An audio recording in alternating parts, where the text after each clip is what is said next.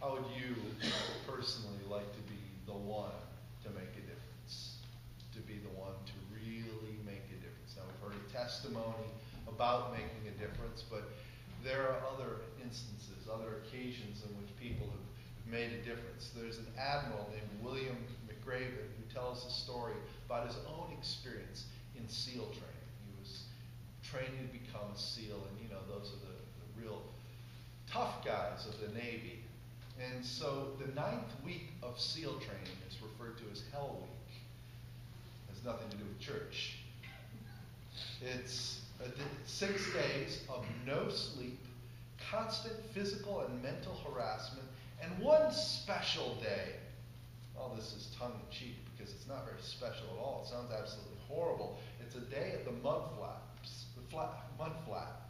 The mud flats are an area between San Diego and Tijuana where all the water runs off and creates the Tijuana Sluice, a swampy patch of terrain where the mud just can engulf a person. And so on Wednesday of Hell Week, you paddle down the mud flats and spend the next 15 hours trying to survive the freezing cold mud, the howling wind, and the incessant pressure from the instructors to quit. That's what they're trying to convince you to do at that point. And as the sun began to set on that Wednesday evening of Admiral McRaven's SEAL training, his training class, having committed some egregious infraction of the rules, probably not really, they're just waiting to catch you at something, was ordered into the mud. And the mud consumed each man until there was nothing visible but their heads. The instructors told them that they could get out of the mud and they could leave if only 5 would quit. Just 5 men needed to quit, and they could get out of this horrible, oppressive cold. And looking around the mud flat, it was apparent that there were more than a few, more than probably 5, who were ready to give up. I mean, they were ready to call it quits. And there was still more than 8 hours until the sun was going to come up. 8 hours of bone-chilling cold, chattering teeth, and shivering moans of trainees were so loud that it was hard to even hear anything. And then, in the night, they heard among the trainees one voice raise up a song. The song was terribly out of tune, but sung with great enthusiasm. And very quickly, that one voice became 2, 3, and before long, the entire class was in the mud singing. We, he writes, knew that if one man could rise above the misery, then the others could as well. And the instructors began to threaten them with more time in the mud if they kept singing. If they don't stop singing, they would have to stay longer, but they persisted. They kept it up. And somehow, with the singing and enthusiasm and the support of one another, he said that the mud seemed a little warmer. The wind seemed a little tamer, and the dawn didn't quite seem so far away. We're all called to be God's hands and feet in this world. We're called to be God's instruments in this world.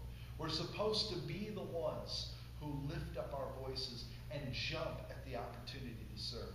But there are times when we feel ourselves sinking in the mud and we can't find a footing. We can't find anything to stop that slow seeping feeling.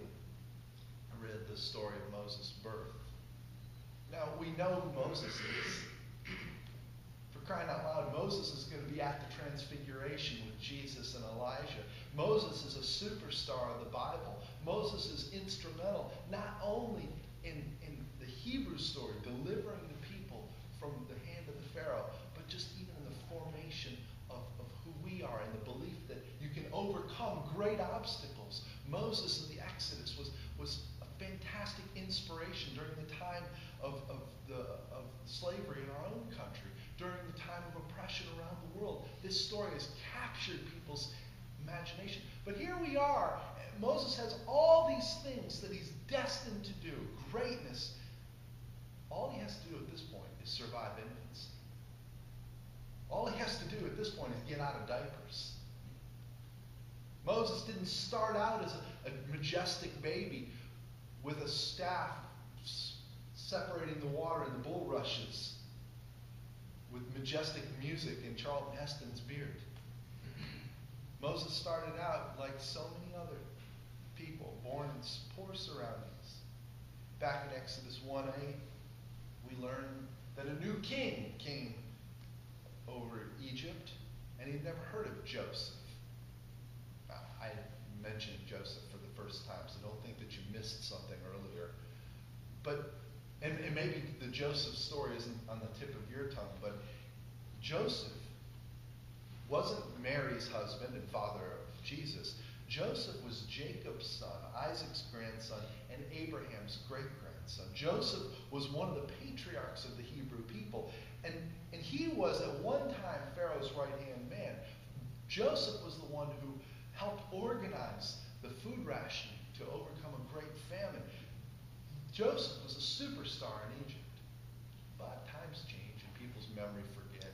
And a lot of times the thought is, what have you done for me lately? And a new Pharaoh came into power, and Pharaoh looked around and he saw the numerous Israelite people, and he realized they're strong, they're lots of them. There's got to be something to do. And he actually, in Scripture says, let us deal harshly with them. It's like many other times and occasions in history, even contemporary culture, when fear rules irrational behavior. And fear leads people to act out in the worst.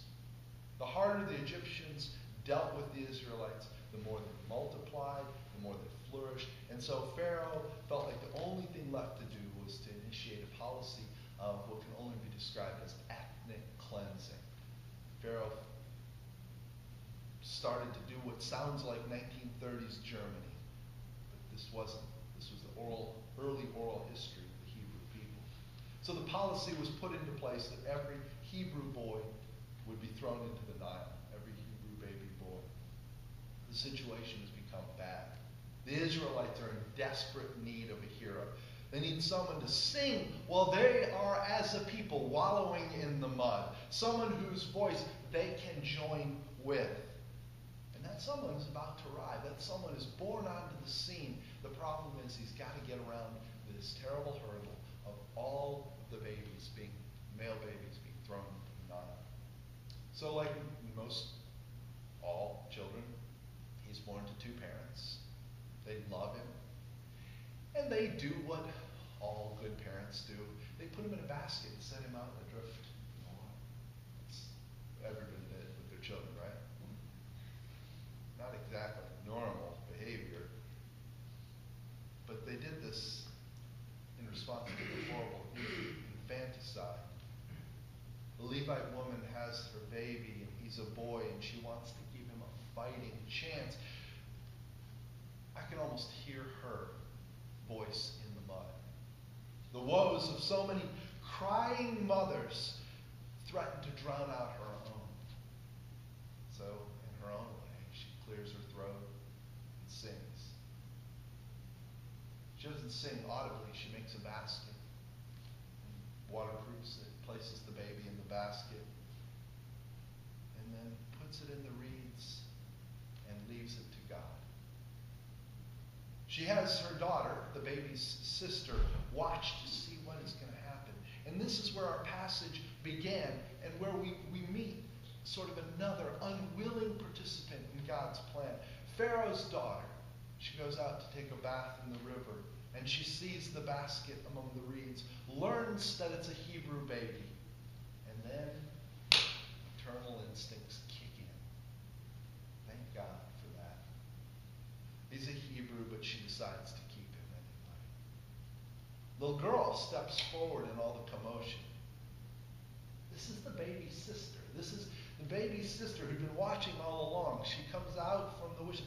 And I can just hear this innocent little voice. Should I go find a wet nurse for you? Would you like me to help out in some way? Why, yes, thank you. Good thing you were there. And so Pharaoh's daughter sends her on this errand. And she goes and gets her mom, the baby's mom, brings her back. And the baby's mother now gets paid by Pharaoh's daughter to do what she would do naturally, to nurse her child. And Pharaoh's daughter, much, I imagine, to the chagrin of the old man, becomes part of God's plan.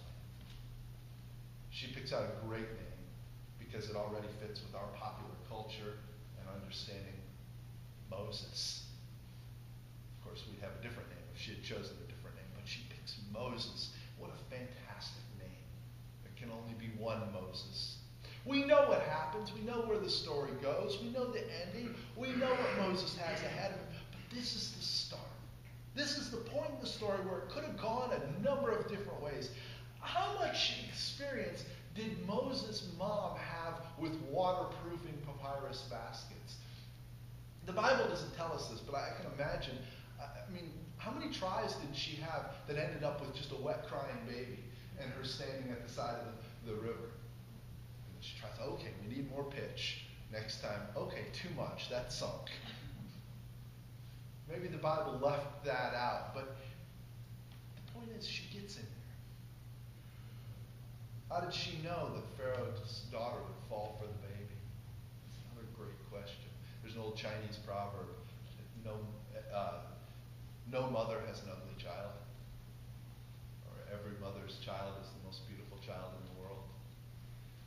So I'm sure she looked at him and said, well, of course she's going to fall for him. Look at him, he's beautiful. Well, that's the mother talking. How did she know? Everything was hanging by a thread. Have faith. No matter what we face and what adversity we encounter, we can have faith because we have a loving God who provides and who oversees us and who is there even when we don't necessarily experience it. We can find our voice and sing. There are unwilling participants in God's work all around us. Do they know they're unwilling participants? Not necessarily. Will they ever know? Maybe, maybe not. But if they don't know in this life, they're going to find out in the sweet by and by. God is real. God is with us. God is moving. God is active, not only in this world, but in our lives. I don't know if you caught one of the most significant parts of Michelle's testimony. I hope this doesn't change what you say in the 11 o'clock service. But, we talk a lot about what's the first thing you think about when you say mission trip to Haiti? Just anybody. What's the first thing you think about? The children. The children, absolutely. You think about the children in the orphanage. One of the things I talked about in all of those grueling prep sessions was the mission trip starts the moment we meet in this parking lot and doesn't end until we get back to it.